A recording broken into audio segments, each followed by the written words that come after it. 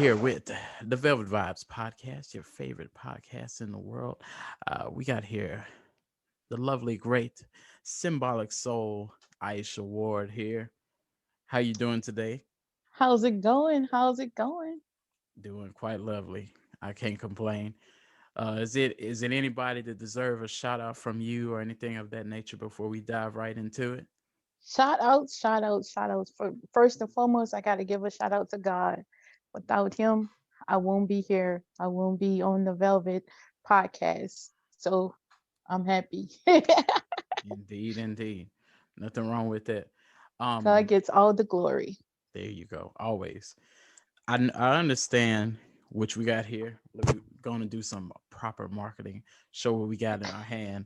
You, I definitely took. I'm not finished with this, but I did appreciate what I was reading. The Healing Souls, Turning Pain into Purpose by the Symbolic Soul.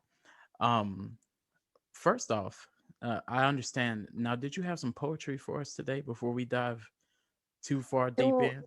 do I have poetry? You know what? I'm gonna read a piece out of my book. Okay, Yes. okay. Since you showed my book, this is my book, everybody. The same book you just showed. I'm gonna read a piece out of my book. Let me see what page I'm gonna turn to. That's the one that I'm gonna read.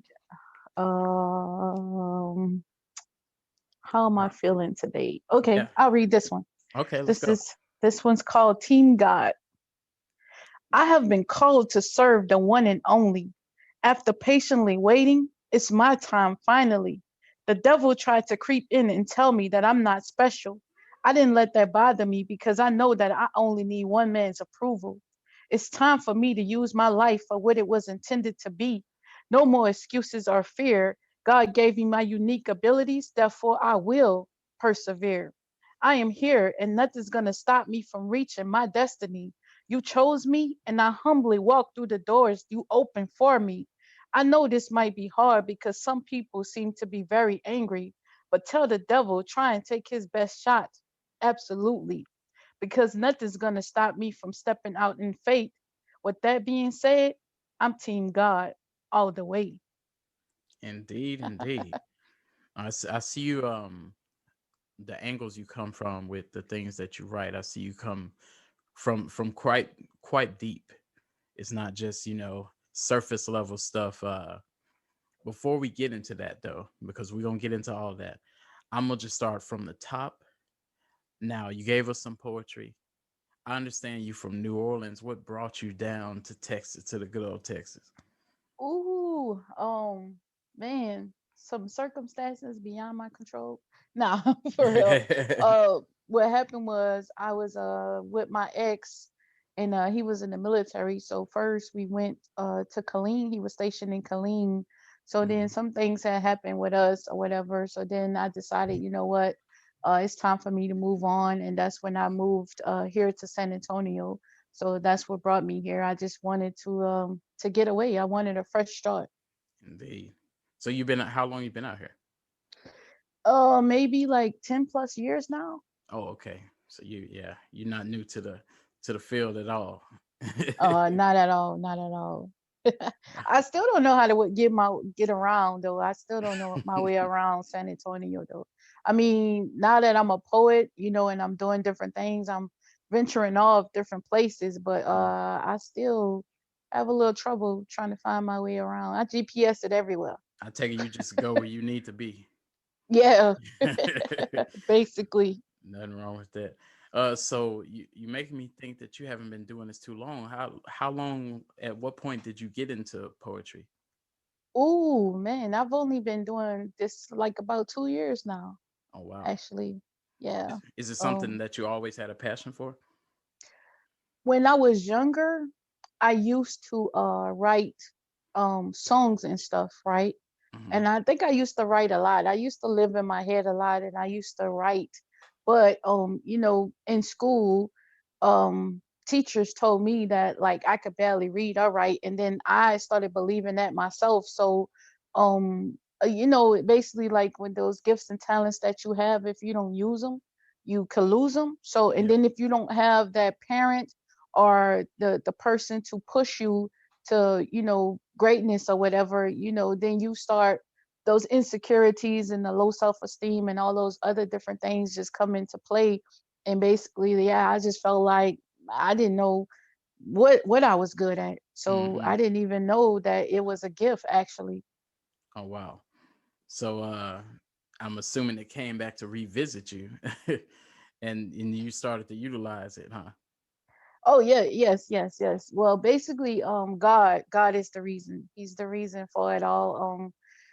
Basically, he just when I found God was he led me to all of these different places, and he showed me, all of these years, I believe what people said, all those negative labels that they placed on me, and Hmm. then God came along and showed me who I was in His eyes. So once He did that, I was like, oh yeah, it's go time. There you go.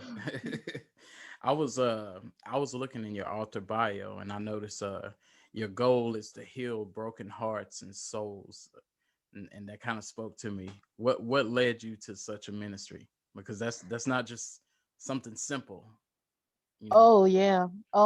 Basically, it's just like I was that lost soul for a majority of my life. I was that lost, broken soul, and questioning why I was here, put on this earth. Like what, I didn't feel like I could do nothing right. I felt like I wasn't enough. I had all of these, just all this negative stuff going on in my head, and I suffered with depression. I contemplated suicide many a times. I just felt like I wasn't worthy. And so I just want to figure out how I can help use my story to help and heal other people because, we all have gifts and talents. And I just want people to use their story to help others. And that's just my goal. What and I think where I know where you're gonna go with this, but what do you feel brought you out of that? Out of you said you was in a state of depression and things like that. When did you recognize that you were strong enough to come out of that, and how did you come out of that? Oh, it took years basically, what really made it happen was the fact I had this friend and me and her fell out.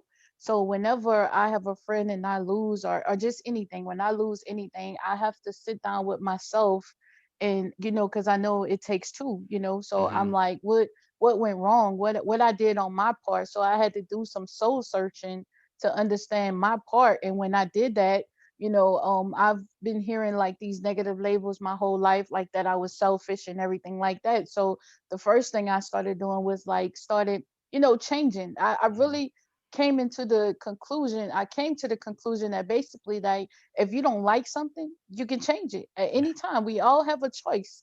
We all have that free will. So I was just like, you know what?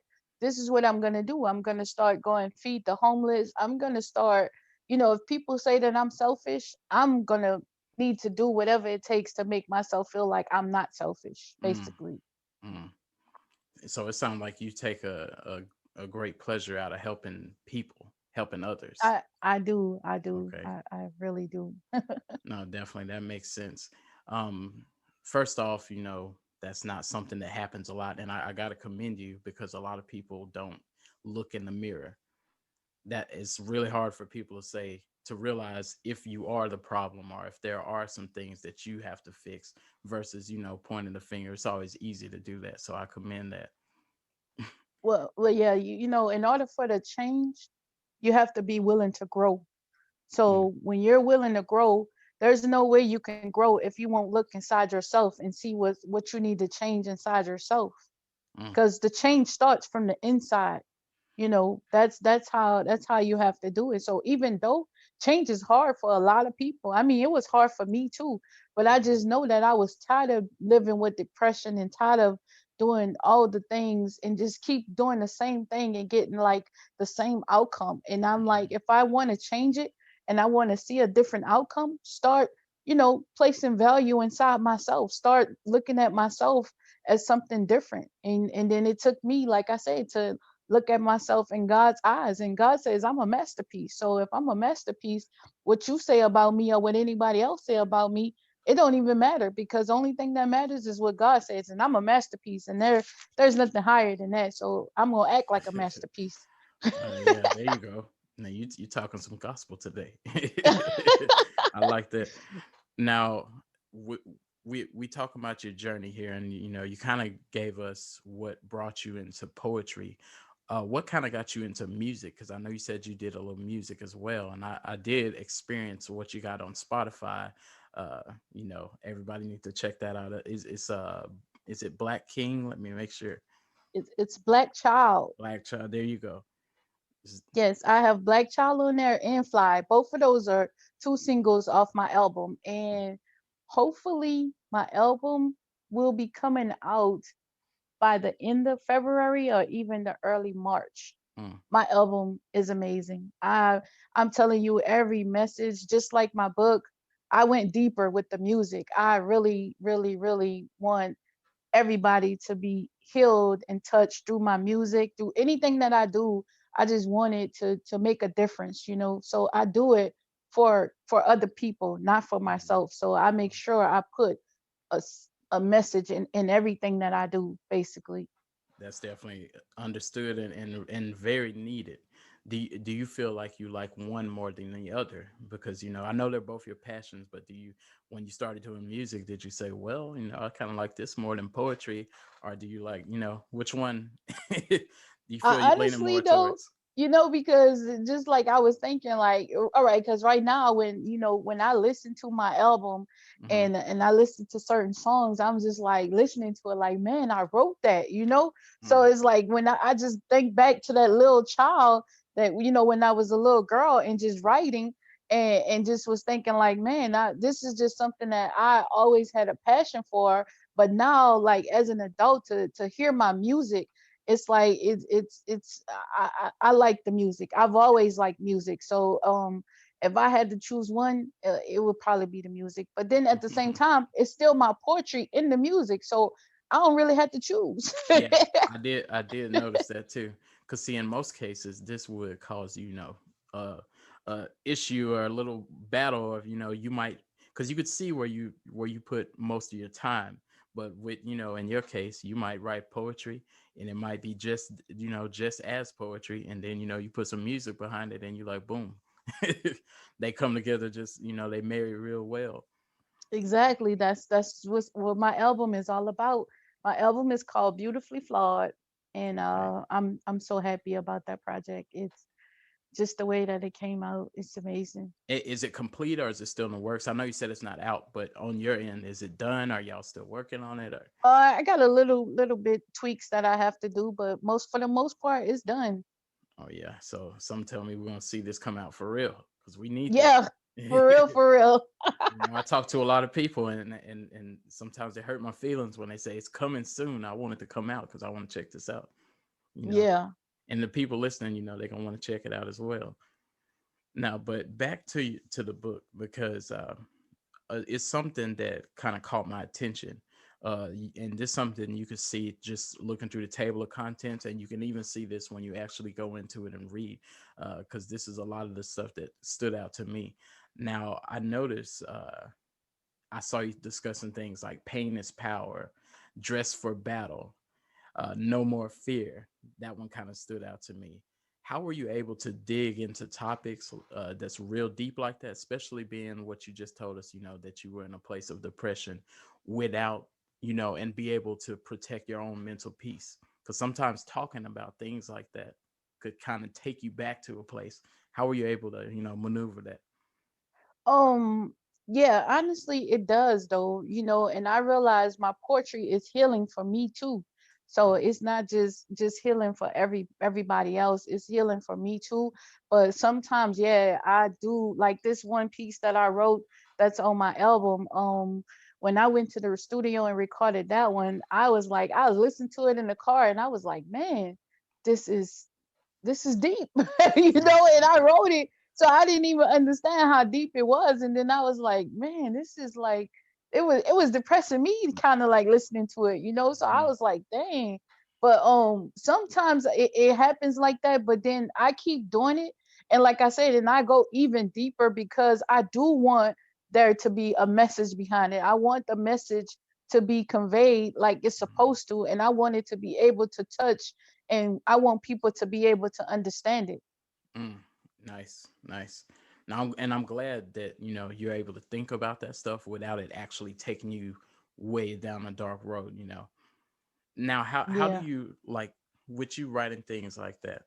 And you said you remember these things. Now, do you ever have times that you feel like you got like writer's block, or you can't? You like, I feel like I talked about it all, or how do you maneuver in situations like that? Or do you just have so much content in you?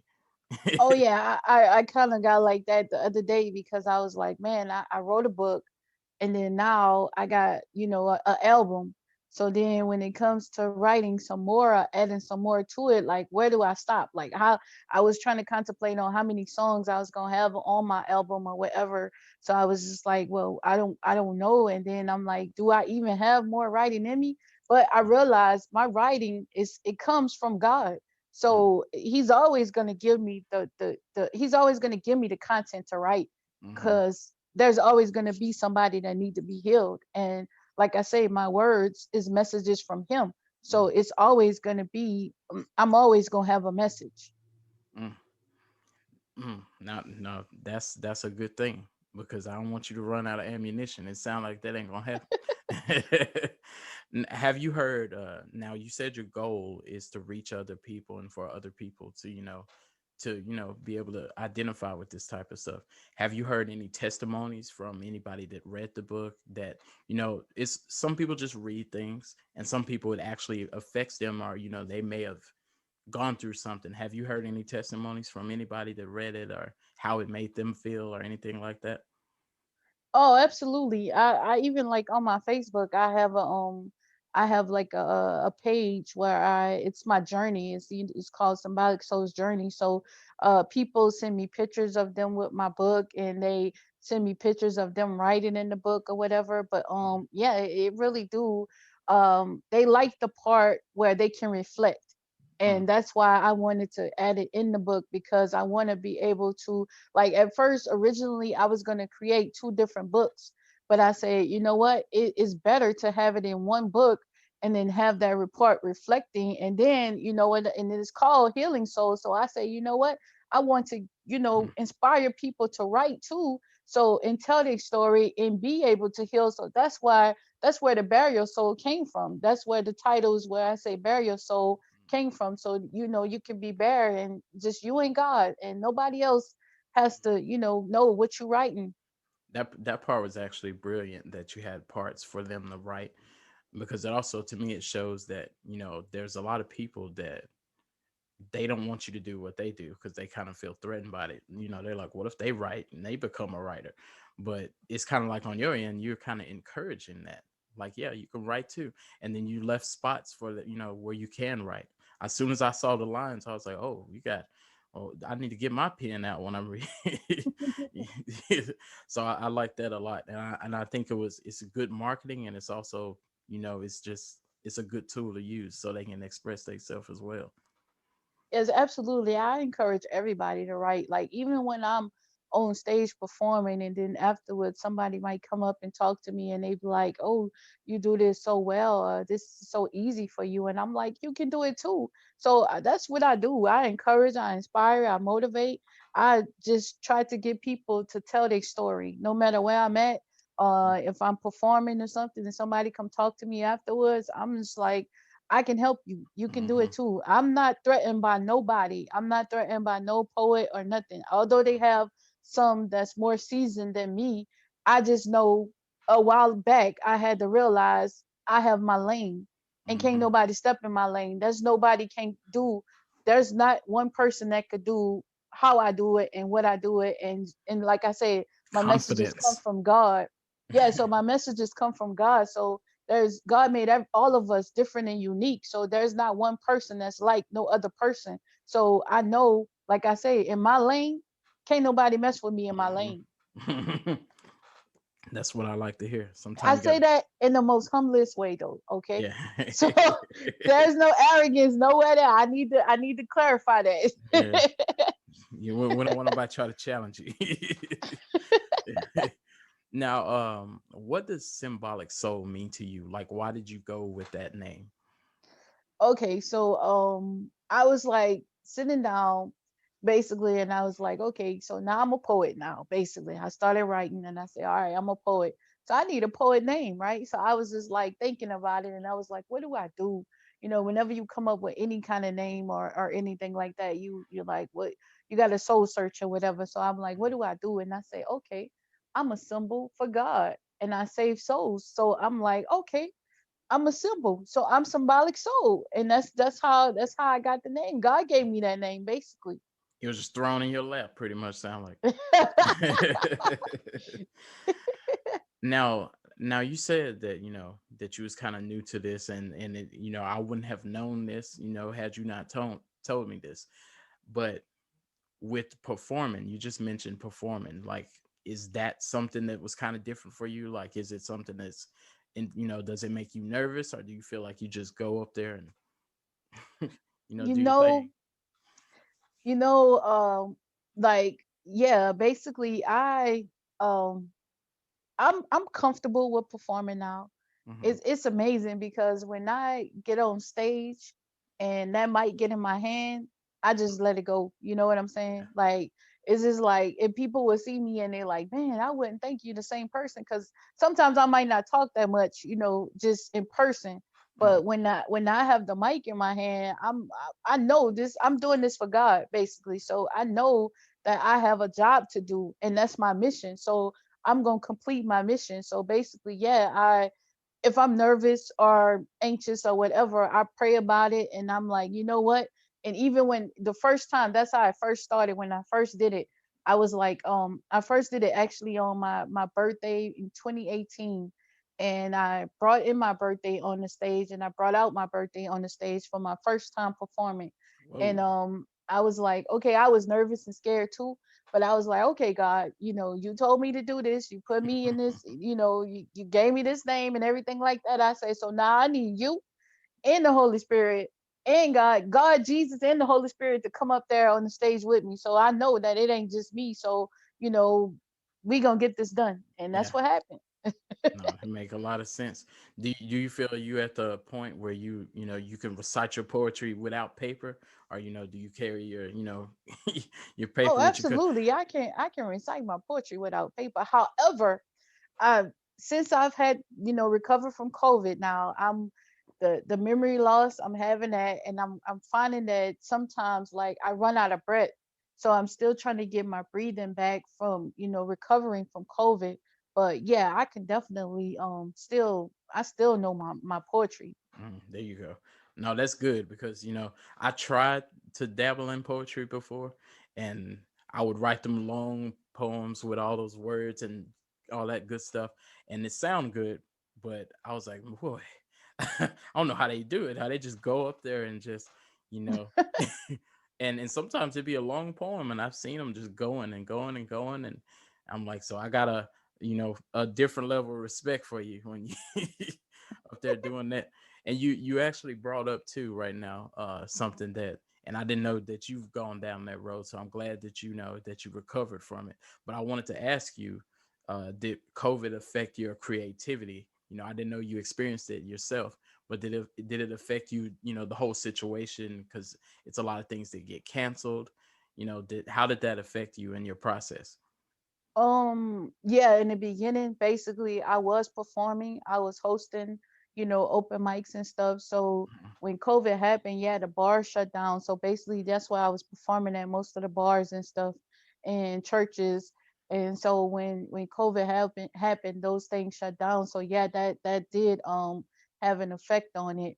But now also like when I was dealing with COVID, basically it was a rough time. It Yeah. really was. And then that's the one. It's now that you mention it. That's that song that I was telling you about that was like really depressed me just from listening to it Hmm. because I went back to that place and just remembered like that tough time that I had when I and I just go very deep on that one. And I know that a lot of people is about to feel that song. And that's how I wanted to write it, just like where they can feel it. And I actually wrote it when I was, in isolation and everything like that. So yeah, I think I got more creative when it came to the COVID situation. Like as far as my Okay. writing, Hmm. I was able to push myself to a whole nother level. That's how this album is like so fire for Yeah, real. yeah. Because you know what, that have I've talked to a few people that it goes either or. Some people said, with COVID and having enough time, they feel that they're more creative. And then I have spoken with people that they say it make them more lazy because you have a talent, but you got a lot of time on your hands, and they pick up the ink pen and they say, you know what, I'm gonna just take a nap. So it's easy to fall down that hole. So it looks like you didn't fall down that hole.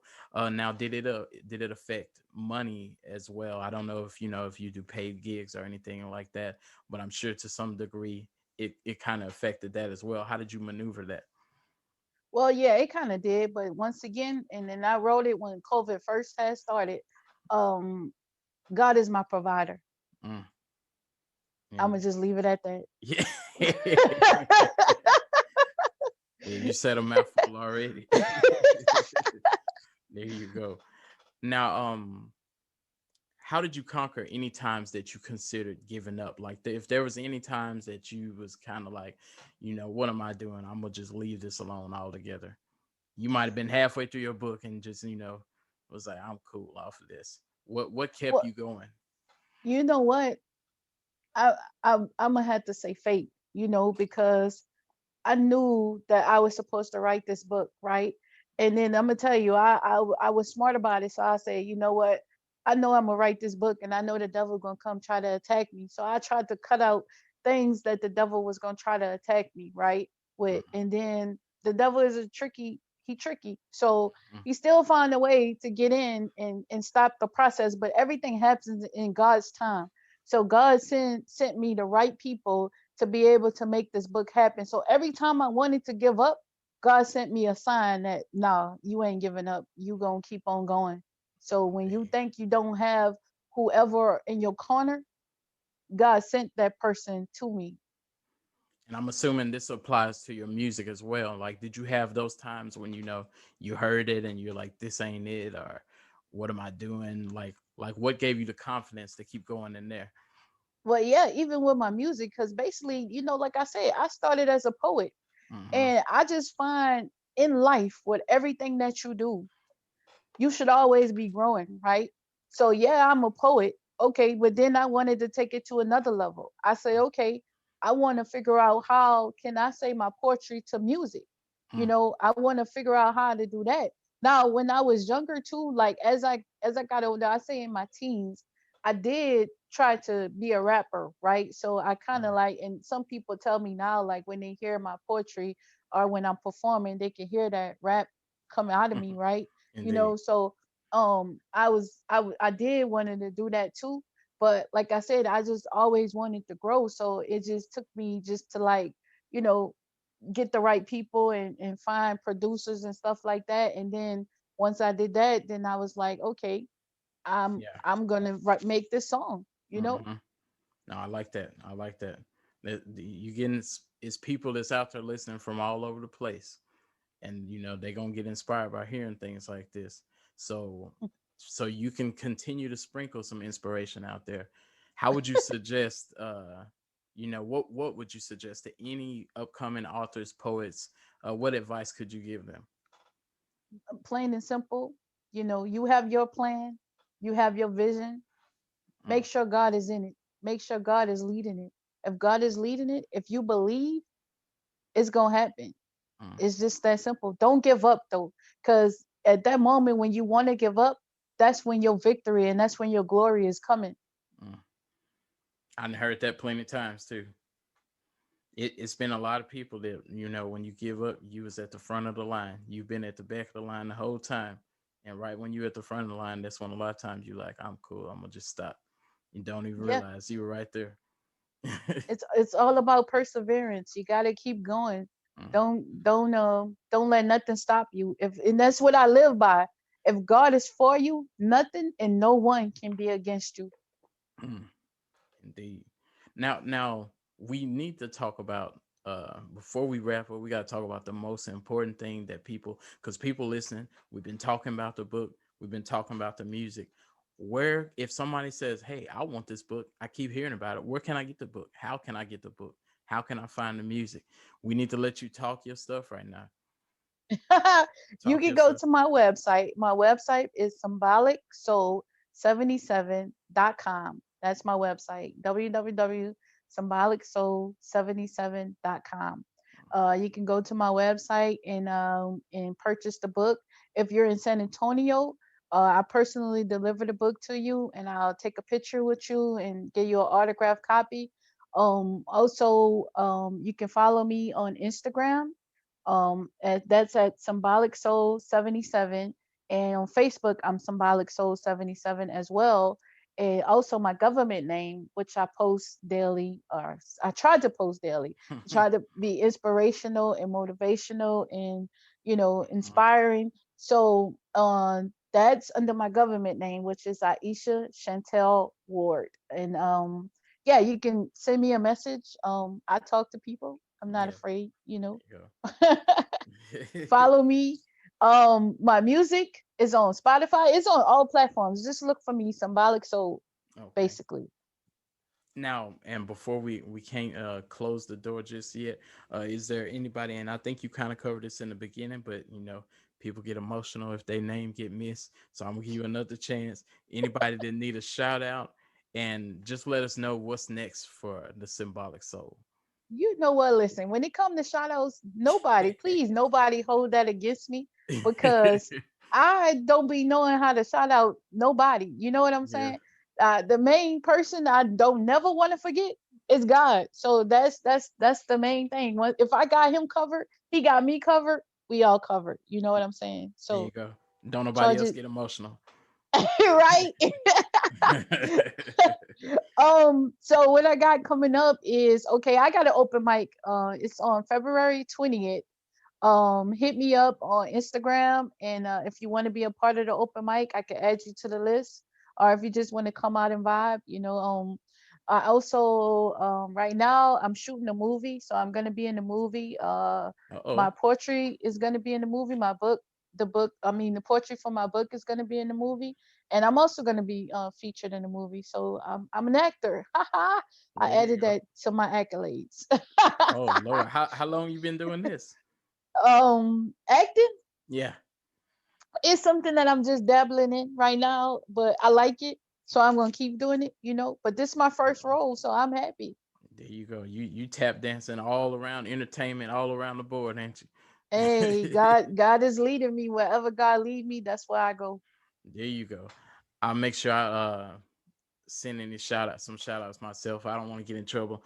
Shout out to my podcast mates. Shout out to Scorp Huncho. Shout out to Lenopoly. Shout out to Something for the People podcast, Rosie Perspective podcast, Chris Miller podcast, uh Demarcus Rashad, the Uncanny One, February 28th, El Dorado Flea Market, Laredo, Texas.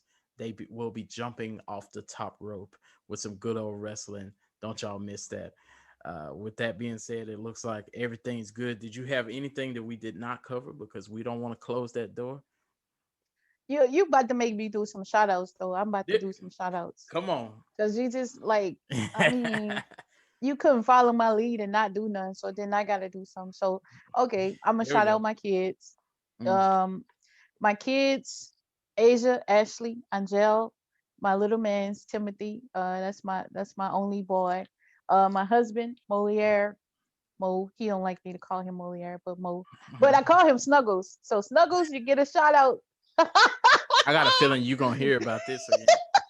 I'm sure I am. But everybody knows him as Snuggles, so that's what it is. So yeah, there it is. There you go. That's my shout outs. I did it. With that being said, we're gonna have ourselves a lovely one. Y'all keep on tuning in to Velvet Vibes podcast. You can hit me at 100% velvet at gmail.com. Y'all have a lovely one.